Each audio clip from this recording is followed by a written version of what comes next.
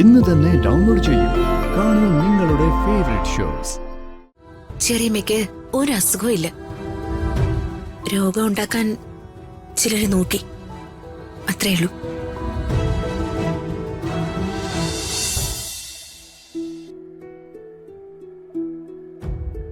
ചെറിയമ്മേ, ചെറിയമ്മേ, ചെറിയമ്മേ, കണ്ണു തുറക്ക്. ചെറിയമ്മേ, ദേ ചെറിയമ്മയെ കാണാൻ ആരൊക്കെ വന്നിരിക്കുന്നെന്ന് നോക്കിക്കേ.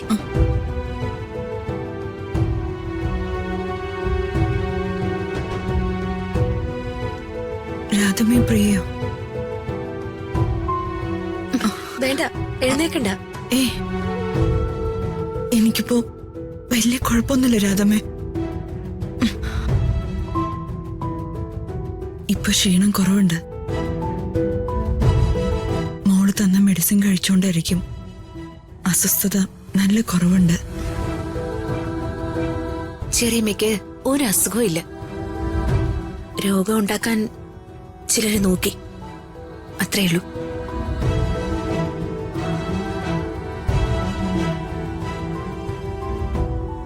അല്ല, രാധമയും പ്രിയൊക്കെ എപ്പോഴാ വന്നേ?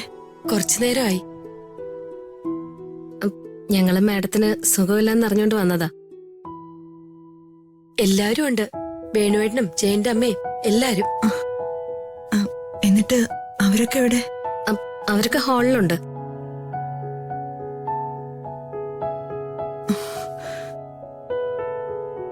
ഈ തലവേദന മാറുന്നില്ല മോളെ. അത് നേരത്തെ കഴിച്ചുകൊണ്ടിരുന്ന ടാബ്ലറ്റിന്റെ സൈഡ് എഫക്റ്റാ ചെറിയമ്മേ. അതിനിപ്പോ എന്ത് ചെയ്യണമെന്ന് ഡോക്ടർ സ്വാതി വിളിച്ചു പറയും. ഞാൻ മറ്റൊരു മെസ്സഞ്ചറെ അങ്ങോട്ട് അയച്ചിട്ടുണ്ട്. മെസ്സഞ്ചർ ജയേട്ടനായിരിക്കും.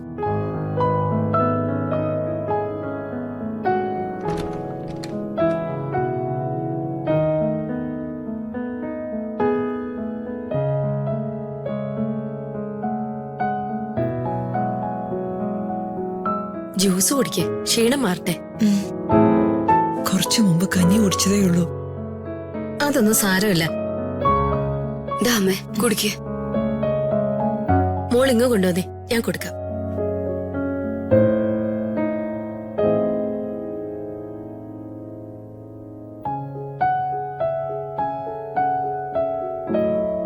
കൈ വിറയ്ക്കുന്നുണ്ടല്ലോ. അത് പഴയ മരുന്നിന്റെ എഫക്റ്റാ. അതിനിപ്പോ എന്ത് വേണമെന്ന് എനിക്കറിയാം. എന്തായാലും ജ്യൂസ് കുടിക്കേ, പരിഭ്രമം അങ്ങ് മാറട്ടെ. ദാ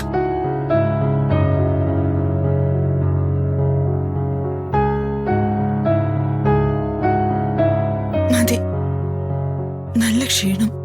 ഞാനൊന്ന് കിടക്കട്ടെ. കിടക്ക.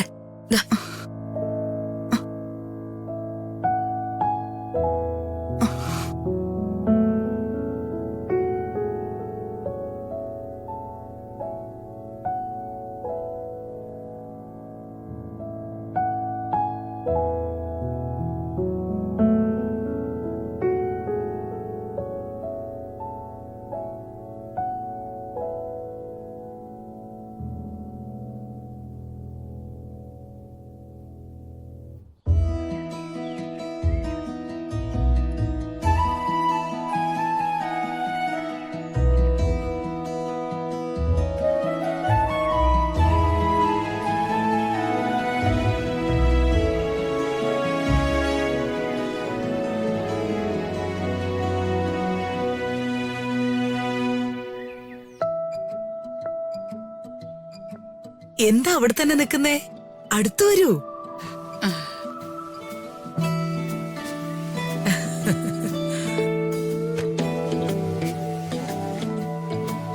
അല്ല, ഒരാളെ ശല്യപ്പെടുത്തുന്നത് എനിക്ക് തീരെ ഇഷ്ടമല്ല.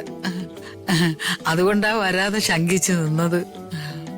അതിന് ശല്യപ്പെടുത്തുന്നല്ലോ, നമ്മള് വീട്ടുകാരല്ലേ. അയ്യോ, വീട്ടുകാര് തമ്മിൽ കാണുന്നതും സംസാരിക്കുന്നതും എങ്ങനെ ശല്യാകും?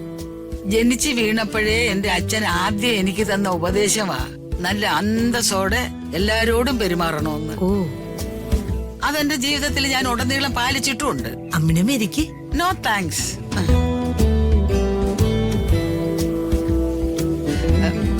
വായിച്ചുകൊണ്ടിരുന്നത് ഭഗവാൻ ലീലയാണല്ലേ? ഭഗവാൻ ലീലയല്ല, ഭഗവത്ഗീത. എന്റെ വല്യമ്മയുടെ മോളൊരു ലീലയുണ്ട്. അവൾ എപ്പോഴും ഒരുമാതിരി ഗീത വായിക്കുമായിരുന്നു. എനിക്ക് ആ ഓർമ്മയാ വന്നത്. ഞാൻ ഈയിടെയായി ഭക്തിമാർഗത്തിലൂടെയാ. പക്ഷെ എന്താണെന്ന് അറിയുന്നില്ല. ചില പുസ്തകങ്ങൾ വായിച്ചാൽ ഒന്നും മനസ്സിലാവുന്നില്ല. അമ്മിണിയമ്മ ഏതോ തീർത്ഥാടനത്തിന് പോകുന്നു രാജു പറയുന്ന കേട്ടല്ലോ. അതെ, ഞാൻ വിനോദസഞ്ചാര കേന്ദ്രങ്ങളിലേക്കാ തീർത്ഥയാത്ര പോകുന്നത്. കുളുകുളു, മനാലി, കാശ്മീര്, കൊടൈക്കനാല്, ഊട്ടി, അങ്ങനെ. അത് നല്ല കാര്യം. ഇപ്പൊ അമ്മിണിയമ്മയ്ക്ക് തീർത്ഥാടനത്തിന് പോകേണ്ട പ്രായമൊന്നും ആയിട്ടില്ല. അത് കറക്റ്റ്. ജീവിതത്തിലുടനീളം മുറ്റം തൂപ്പും വീടടിച്ചു വാരലുമായിരുന്നു. എനിക്കും ജീവിതത്തിൽ ഒരു രസമൊക്കെ വേണ്ടേ? പിന്നെ വേണം. ഞാൻ മാഡത്തിനെ കാണാൻ മ്ലാവി ഇങ്ങോട്ട് വന്നതേ ഒരു പ്രധാനപ്പെട്ട കാര്യം പറയാനാണ്. എനിക്ക് ദിവ്യദൃഷ്ടിയുണ്ടെന്ന് ദേവീ കാര്യങ്ങൾ തൃക്കണ്ണിലൂടെ കണ്ട് പ്രവചിക്കാൻ കഴിയുമെന്നും മാഡത്തിന് അറിയാമോ? ഇല്ല. എന്നാ അങ്ങനെ ഒരു ദിവ്യത്വം എനിക്കുണ്ട്. ഓ, ഈ രഹസ്യം ഞാൻ പുറത്തു വിട്ടിട്ടില്ല. അതെന്താ പുറത്തു വിടാത്തെ? ഓ, അതെ, മനുഷ്യൻ സ്വസ്ഥത തരത്തില്ല. സന്ദർശകരുടെ തിരക്കായിരിക്കും. ഓ, എനിക്കങ്ങനെ പ്രശസ്തയാകാൻ തീരെ താല്പര്യമില്ല. അത് നല്ല കാര്യം. ഇത് പിന്നെ എന്റെ രാജമോന്റെയും കൃതികയുടെയും വീടല്ലേ. സ്വന്തം വീടല്ലേ എന്ന് കരുതി ഞാൻ ദിവ്യദൃഷ്ടിയിൽ കണ്ട കാര്യം എനിക്ക് പറയാതിരിക്കാൻ പറ്റുമോ? വേണം, അത് പറഞ്ഞേ പറ്റൂ. എന്നാ ഇവിടെ ഒരു ഗുളികൻ കറങ്ങി നടപ്പുണ്ട്. ചില്ലറ ഉപദ്രവങ്ങളല്ല അവൻ ചെയ്യുന്നത്. ആരാ ഗുളികൻ? വട്ടവിള കതിരേശൻ എന്ന് പറയുന്ന ഒരു മധുരക്കാരന്റെ ആത്മാവ ഗുളികനായി രൂപാന്തരം പ്രാപിച്ച് ഇവിടെ ഇങ്ങനെ കറങ്ങി നടക്കുന്നത്. ഈ യാമിനി മാഡത്തിന്റെ അസുഖത്തിനൊക്കെ കാരണം ഈ കതിരേശൻ ഗുളികനാ. ഓ, ഈ ഗുളികൻ ഈ വീട്ടിൽ പല ഉപദ്രവങ്ങളും ചെയ്യും. അമ്മടെ ഭയങ്കരോ. ഈ ഗുളികൻ ഇവിടെ വന്ന് കയറാൻ കാരണം എന്തുവാ? ഈ വട്ടവിള കതിരേശൻ ഒരു ഉള്ളിക്കച്ചവടക്കാരനായിരുന്നു. പണ്ടം കണ്ട ഈ കോലോത്ത ഏതോ തമ്പുരാട്ടിയെ ഈ അലവലാതി പ്രേമിക്കാൻ ശ്രമിച്ച് ഇവിടത്തെ തമ്പുരാൻ അവനെ പാരക്കടിച്ചു കൊന്നു. അതുകൊണ്ട് ഈ ആത്മാവ് ഇവിടെ നടക്കുന്നത് തന്നെ തോളിലൊരു പാരയും വെച്ചോണ്ടാ. അവരിവിടെ ഓടിക്കാൻ എന്തോ ഒരു വഴി. അല്ല, ഹോമമന്ത്രവാദം ഒന്നും വേണ്ട. പിന്നെ ബീഡി വഴിപാട് നടത്തിയാ മതി. ബീഡി വഴിപാടോ? ആ. അതെന്തോന്ന്? ഈ ആത്മാവിന്റെ ഓണർ കതിരേശൻ ഭയങ്കര ബീഡി വലിക്കാരനായിരുന്നു. 1000 ബീഡി വലിക്കാരെ കണ്ടെത്തി ഇവിടെ വിളിച്ചു വരുത്തണം. ഈ മുറ്റത്തിരുത്തിയിട്ട് രാവിലെ മുതൽ വൈകുന്നത് വരെ ബീഡി വലിപ്പിച്ച് വഴിപാട് നടത്തണം. അങ്ങനെ അപ്പൊ കതിരേശന്റെ ആത്മാവിന് തൃപ്തിയാകും. അപ്പൊ അവൻ അവന്റെ പാട്ടിനങ്ങ് പോക്കോളും. ഈ കതിരേശന്റെ ആത്മാവിനെ എനിക്കൊന്ന് കാണിച്ചു തരാൻ പറ്റുമോ? എനിക്കൊന്ന് സംസാരിക്കാനാ. വേണ്ട തമ്പുരാട്ടി, അവനൊരു ആഭാസനാ. അതിരിക്കട്ടെ, അമ്മിണിയമ്മയ്ക്ക് ഈ ദിവ്യസിദ്ധി എങ്ങനെയാ കൈവന്നേ? അതൊരു കഥയാ, ഞാൻ പറയാം. അകലേ നോവിനാലേ